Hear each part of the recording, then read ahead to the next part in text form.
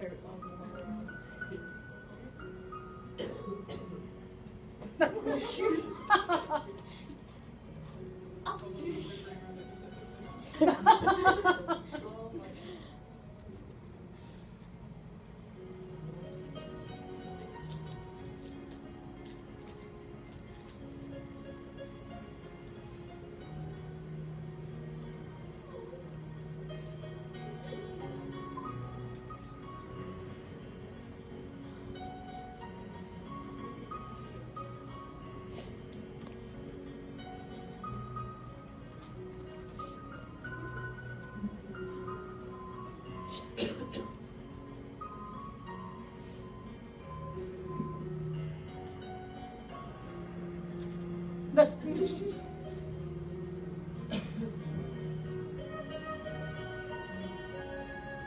On this column marked wage, did you get paid for this? Oh, it's not. They do a thing like how much they're. Is that what you would have gotten? Yes. Okay.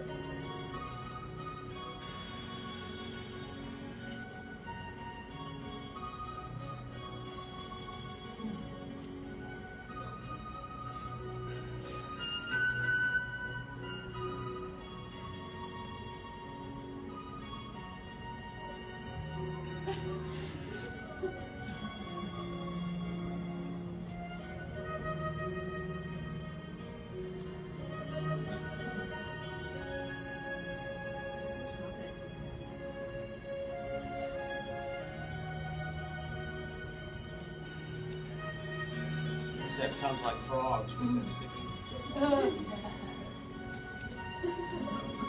Are you in the actual enclosure with them right now? No, I'm not allowed. Okay. Okay,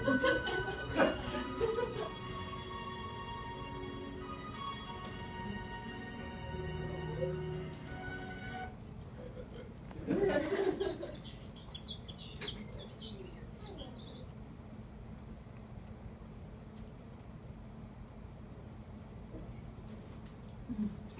I don't want to say so it was utilized the week, Tuesday on the week of Christmas, because he was having a lot of problems. And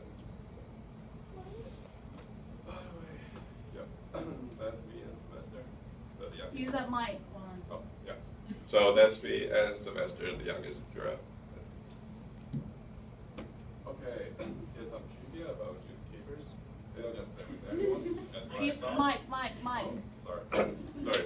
They don't just play with the animals as I thought. Nope, they don't at all. So all they do, like in the morning, they just go in and feed the giraffes, and they have to like, if the weather is good, they'll kick all the animals out as they use it. Kick them out. They don't like literally kick them out. And then they'll have to clean the stalls, and then like they'll have like multiple animals they'll have to do, typically around like 4 or 5, so they'll have to clean like 5 stalls, and then they have to feed them like lunch and all that good stuff. And it's a really tedious work, and after cleaning all the stalls and their exhibits, they have to clean like, because there's like, as you can see, there was like a giraffe house. They have to do like, they have to clean the entire giraffe house if they have time, so like almost every day. So it's really tedious work. And it's really hard emotionally and physically. The cleaning part is like the physically hard part. And it's also emotionally hard when an animal has to be like shipped out to like other zoos, or when they die, like when Walker was euthanized. The whole giraffe department was like down for like a week or 2 because they were like really sad. And it's a highly competitive position because it's really hard to get in the to get a position at the zoo as a keeper. It was like if you guys have ever been to the zoo, you know there's like a Boma petting zoo. There was a worker there. She was a keeper there, and she'd been working there for like 3,000 hours, and she did not even get an interview for like a formal zookeeper position. So, and all the keepers that work there right now were like volunteers for like 2 or 3 years before they got like interview or anything like that. So it's really competitive. competitive, but they don't get paid much.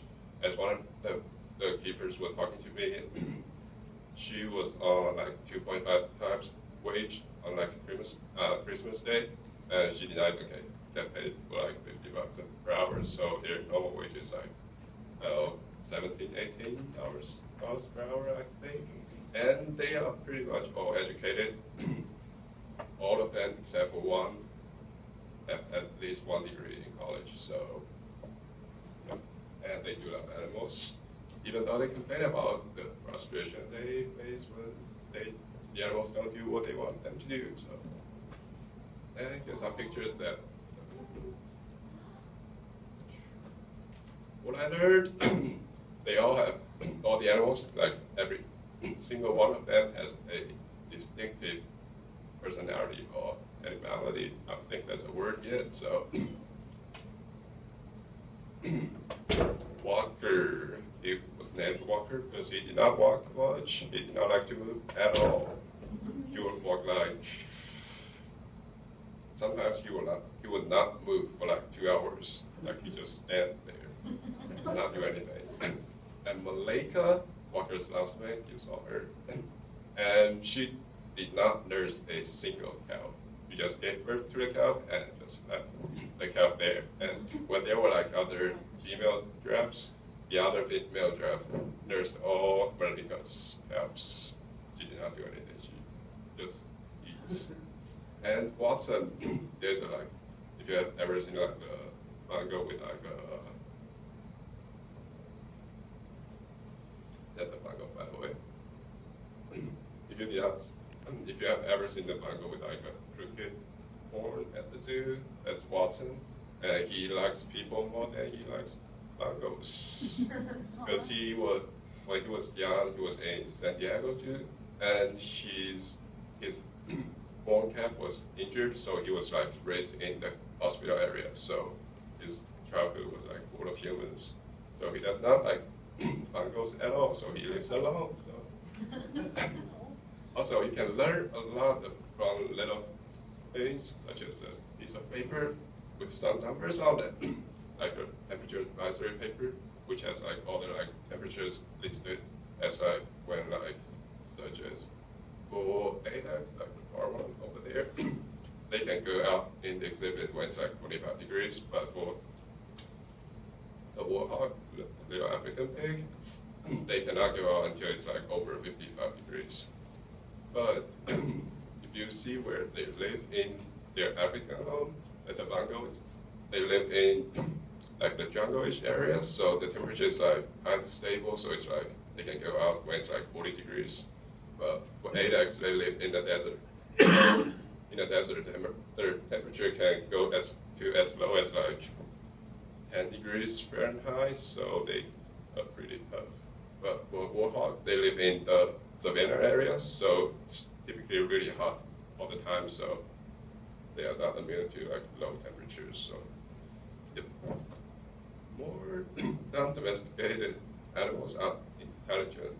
No matter what their IQ, supposed IQ comes out to be, they have a sense of time because like whenever like I go there when it's like I get there at like 7:30, so all the animals will be like waiting to be fed.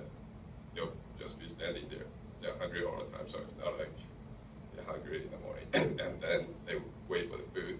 And it's their survival strategy. Everything goes. They can pretty much do like everything for food.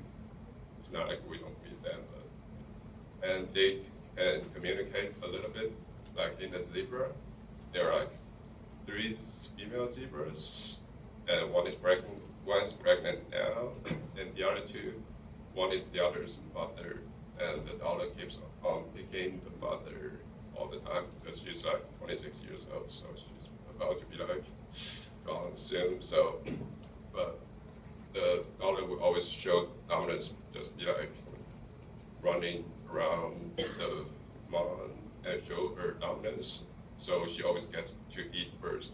So to deal with that, they have to be fed separately, like their food bowls will be like separated like 20 or 30 feet away. So And they have ways of mineral-rich SIBO, which is pretty disgusting. For the giraffes, they would drink each other's urine for their minerals, even though they're provided salt rocks, but they don't really taste that good. I tried one, which I read out of a packet. It was like full of it's like 99% of sodium chloride, so it's pretty salty, and has like some iron in it, so it's like really bloody taste. If you ever tasted like fresh blood when you like bite something in your mouth or something like that. And they have their ups and downs, so they are psychologically complicated too.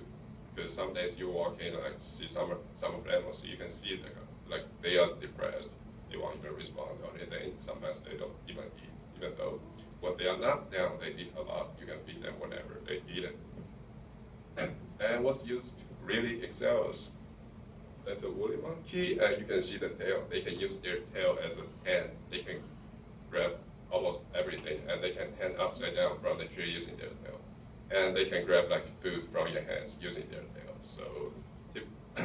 So technically they have like 5 hands, because they can use their feet as well.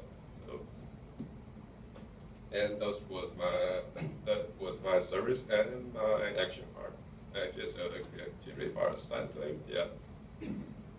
In the event called It's About Time, while building the device for that, I was able to use calculus first time in real life. Just using was that Italian CAS name, I have no idea how to pronounce, because you see it's all, and use another formula to find the volume of whatever container you're using. You set those up, you can find whatever variable if you're given a rest. So, and I also learned how to collaborate with others. And here's a picture of me and Eleanor study chemical chemistry, which was like a new experience for me because I've never used flashcards before. And strength and weakness revealed. I realized I was not good at memorizing at all.